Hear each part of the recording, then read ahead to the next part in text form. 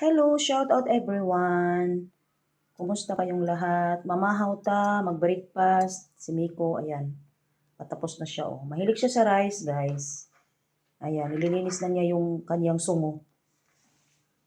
Ayan.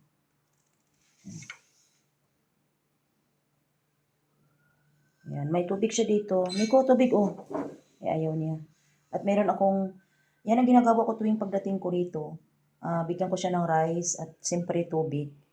Ayan, kakain siya. Tapos meron akong gagawin doon, yung oats. Pagsamasamahin ko lang siya, yan naman ang pagkain ng aking amo.